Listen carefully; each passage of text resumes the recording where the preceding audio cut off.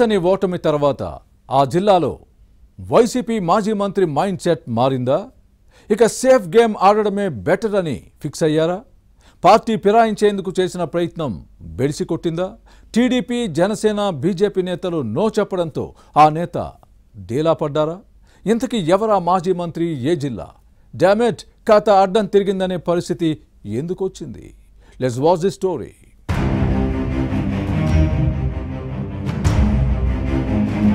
ఎన్నికల ఫలితాల తర్వాత జంచిలానీల మ్యాటర్ సీరియస్ గా మారింది. వైసీపీ పవర్లో ఉండగా ఇష్టారాజ్యంగా వ్యవహరించిన నేతలకు కూటమి ప్రభుత్వం అధికారంలోకి రావడంతో భవిష్యత్ ముఖచిత్రం కనిపిస్తోంది.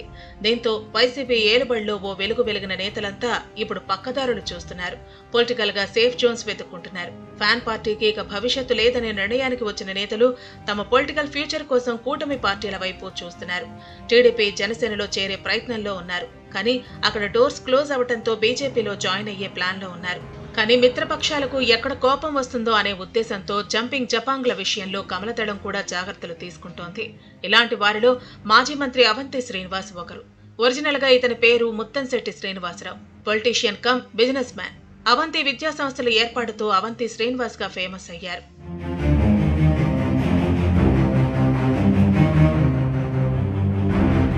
ప్రజారాజ్యం పార్టీలో చేరి పొలిటికల్ ఎంట్రీ ఇచ్చిన ఈ నేత 2009లో భీమిలి నుంచి తొలిసారి ఎమ్మెల్యేగా ఎన్నికయ్యారు.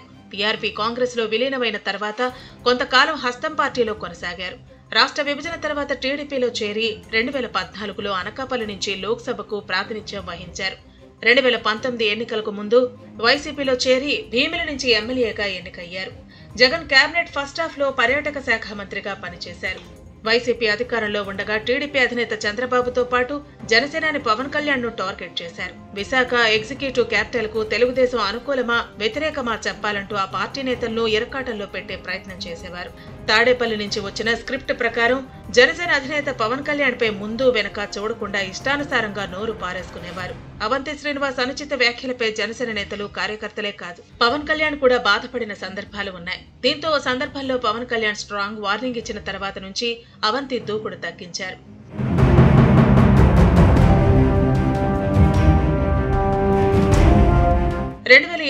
సార్వత్రిక ఎన్నికల్లో అవంతి శ్రీనివాసరావు భీమిలి నియోజకవర్గం నుంచి వైసీపీ అభ్యర్థిగా పోటీ చేసి మాజీ మంత్రి గంటా శ్రీనివాసరావు చేతిలో ఓడిపోయారు. ఫ్యాన్ పార్టీకి ప్రతిపక్ష హోదా కూడా దక్కకపోవడంతో అవంతి మైండ్ బ్లాంక్ అయింది.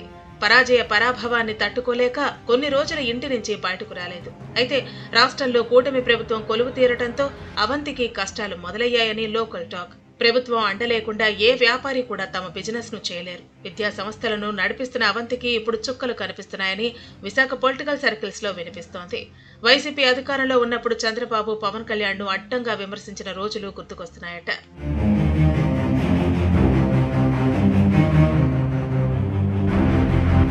జగన్ పై రాష్ట్ర ప్రజలకు భ్రమలు తొలగిపోయాయి. భవిష్యత్తులో ఫ్యాన్ పార్టీకి మనుగడ ఉండదని ఈ మాజీ మంత్రి తొందరగానే గ్రహించారు. అందుకే తన పొలిటికల్ ఫ్యూచర్ పై బెంగ పెట్టుకున్నారట. ఈయన బాధను చూడలేక వైసీపీకి గుడ్ బై చెప్పి కూటమి పార్టీల్లో ఏదో ఒక దానిలో చేరమని సన్నిహితులు సలహాలు ఇచ్చారని టాక్. అంతేకాదు, వైసీపీ పార్టీ కార్యక్రమాలకు కాస్త దూరంగా ఉంటే ఇతర పార్టీకి వెళ్లటానికి కూడా మార్గం సుగమం అవుతుందని ఉచిత సలహా కూడా ఇచ్చేశారట. సలహా కారణంగానో లేక ఇతర అంశాలు కానీ వైసీపీ నిర్వహిస్తున్న కొత్త మేజర్ కార్యక్రమాలకు అవంతి డుమ్మా కొడుతున్నారు. ఇటీవల ఎండాడ పార్టీ కార్యాలయంలో ఎన్నికల్లో ఓటమిపై నిర్వహించిన పోస్ట్ మార్టం రివ్యూకు దూరంగా ఉన్నారు. అలాగే వైఎస్ రాజశేఖర రెడ్డి జయంతి ఉత్సవాలకు గైర్హాజరయ్యారు. కూటమి పార్టీలకు చేరువయ్యే ప్రయత్నంలో భాగంగానే అవంతి ఇలా చేస్తున్నారనే వాదన కూడా ఉంది.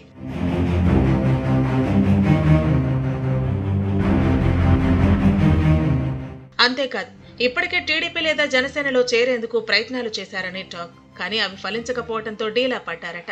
అయితే టీడీపీ, జనసేన పార్టీలు అవంతిని చేర్చుకోవడానికి నో చెప్పడంతో కమలం పార్టీలో జాయిన్ కావాలని ప్రయత్నించారట.